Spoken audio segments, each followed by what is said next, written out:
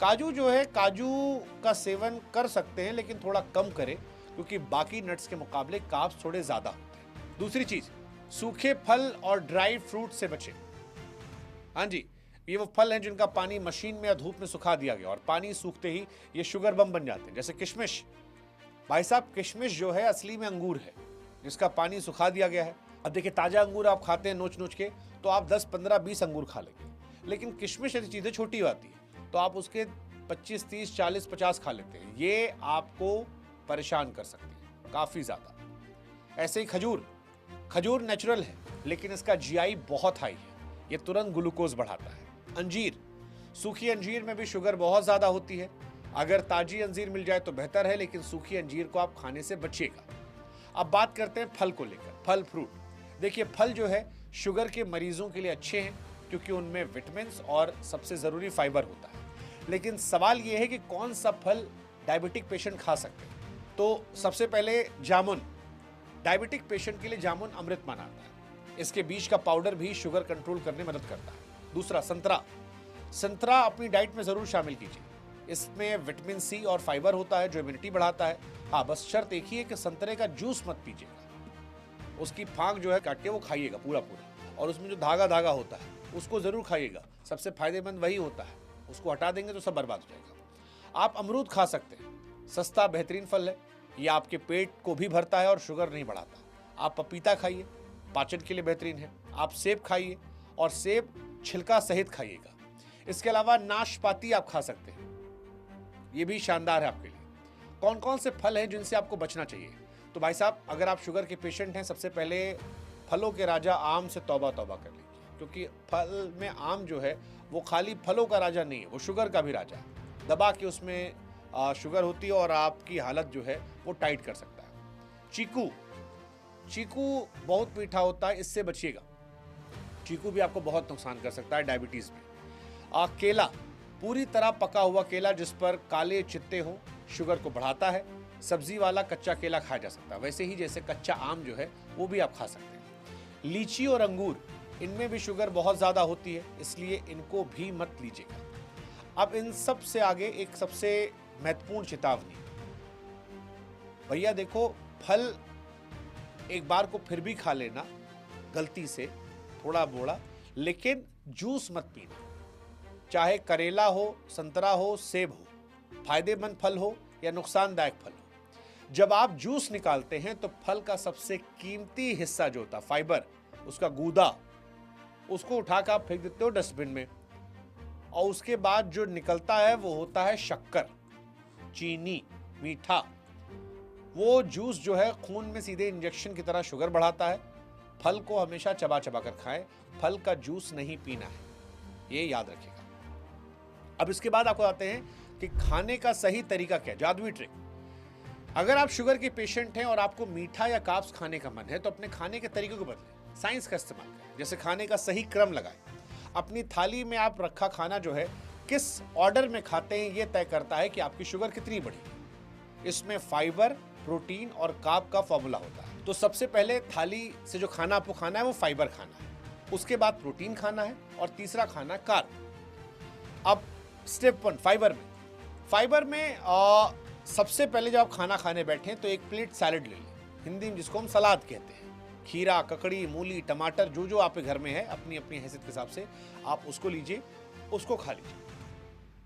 वो आप खा लेंगे तो आपके पेट में जाकर वो एक जाली बना देता है।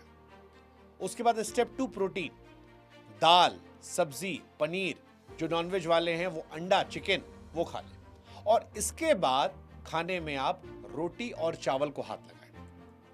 ये डायबिटिक पेशेंट के लिए। अगर आप ऐसा करते हैं तो जब आप कार्ब्स यानी रोटी चावल अंत में खाएंगे तो पहले से आपके पेट में मौजूद फाइबर जो हैं, प्रोटीन जो हैं, उन्हें खून में रॉकेट की तरह भागने से रोक लेते हैं। तमाम मेडिकल रिसर्च बताती हैं कि इससे शुगर बढ़ना 50% तक कम हो सकता है, बशर्ते फॉर्मूला आपको याद रखना है। सबसे पहले फाइबर यानी सैलेड खाना है, सलाद खा लिया, उसके बाद फिर आप प्रोटीन खाएंगे, दाल, पनीर, और उसके बाद फिर आपको चावल, रोटी जो भी खाना वो खा सकते हैं। दूसरा, डाइटिशियन का एक रूल है, नेवर ईट नेकेड कार्ब्स, यानी कार्बोहाइड्रेट, बिस्किट, रोटी, फल, मिठाई को कभी अकेला मत खाएं। उसको कपड़ा पहना खाएं जिससे नुकसान कम होगा। कपड़ा कौन सा पहनाएंगे? असली वाला कपड़ा तो पहनाते नहीं।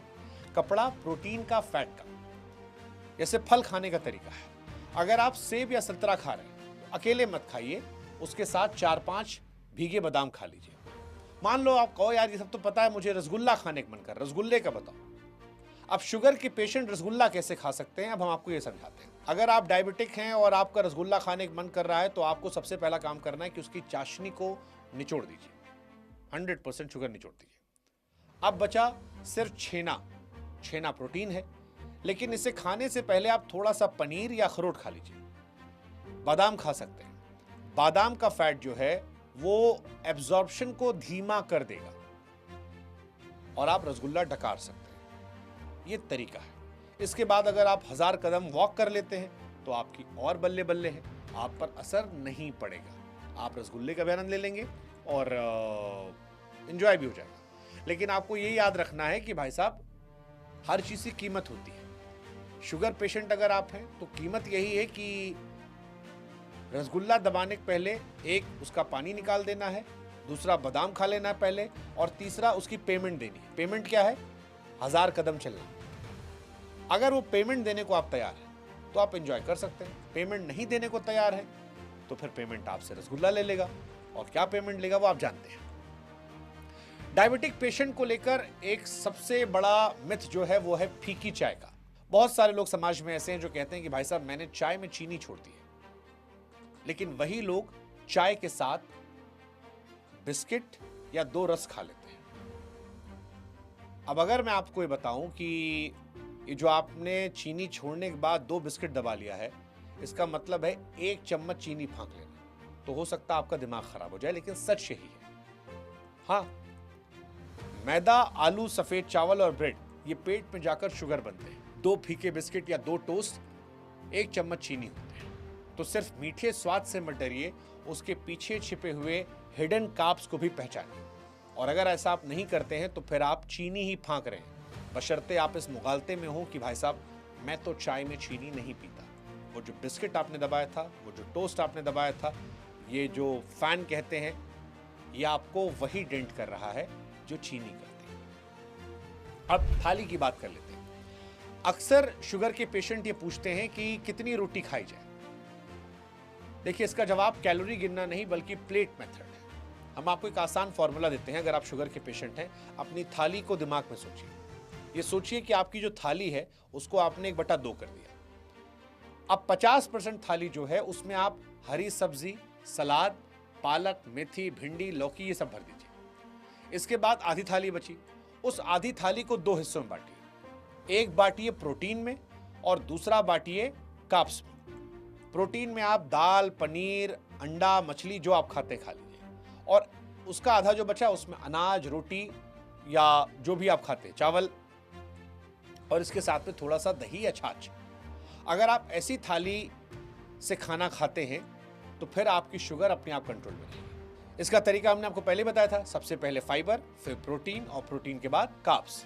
अब एक सवाल आता है कि रोटी खाने से कितना नुकसान होता है। देखिए, गेहूं की रोटी जो है वो डायबिटिक पेशेंट के लिए अच्छी नहीं है, ये आपके शुगर को बढ़ा सकती है। इसका मतलब ये नहीं कि आप रोटी खाना छोड़ दें। आप गेहूं के आटे में थोड़ा सा बेसन, चना दाल या फिर जौ का आटा जो है उसे मिला लीजिए। मिस्सी रोटी कहते हैं। ज्वार, बाजरा